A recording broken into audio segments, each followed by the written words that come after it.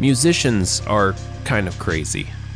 I am just one of countless interchangeable white guys with a guitar that thinks that someday a girl might be impressed by my particular version of Wonderwall. They haven't yet, but the journey to this place was a fun one.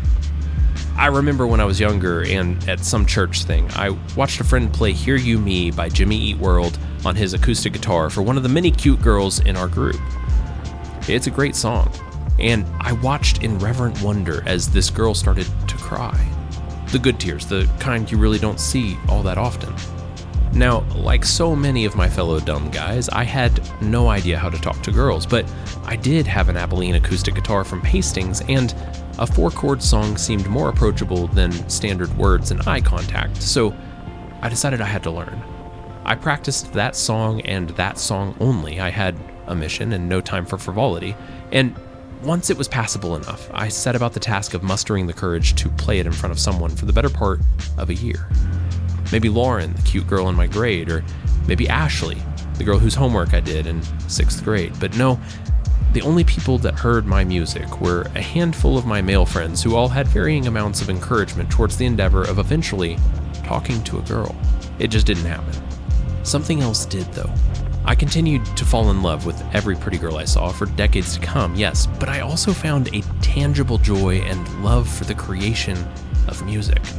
It became something I needed to do, almost an addiction in that it did eventually interfere with some pretty important parts of my life, but I'm getting ahead of myself there. Much has been written about my friend Trey. He was odd in the best sort of way.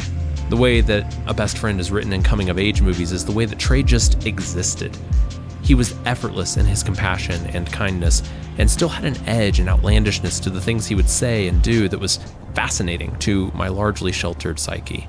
Once, he came into work with a shaved head and shaved eyebrows, looking every bit the wild and escaped convict. The eyebrows eventually grew back, but that image is forever a horror in my mind. He introduced me to good books, the movie Fight Club, and, most importantly, the joy of creating music with another person. Ask anyone that has ever performed or even just jammed with other people, and they can tell you that there's this sort of high, an energy exchange that is completely unique to music, that happens when everyone finds the same wave and rides it. You reach a flow state, and the session elevates to something entirely different and beautiful and infectious. He came up to me one day at work at the movie theater job that we both shared, and he said, "Hey, do you want to start a band?" I admitted that I was terrible at guitar, and he said he'd never played drums. Never ones to let a lack of skill interfere with a desire to attract girls, we started what would eventually become an Autumn Rain. I am the person that I am today because of Trey and that band.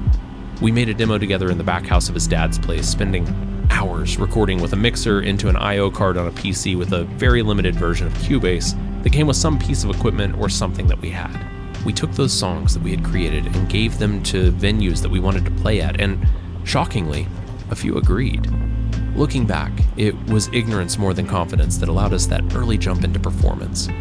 We didn't have anything to compare ourselves against and had a deeply held belief in what we were creating. Not to sound like an old guy here, but there was just less comparison to your peers back then, and we both benefited from the lack of judgment and fear that a world free of Instagram and Snapchat afforded us.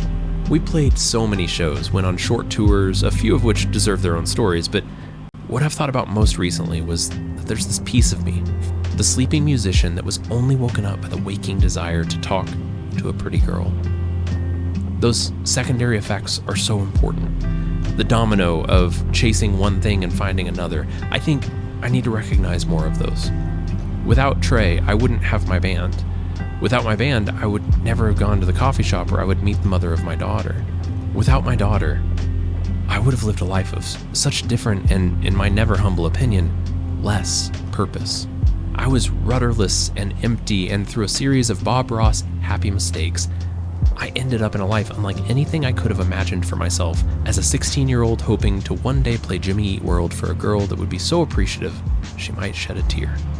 Or just talk to me. My meandering point is this. Life isn't what we build it into, but rather how we respond to the twists and the turns.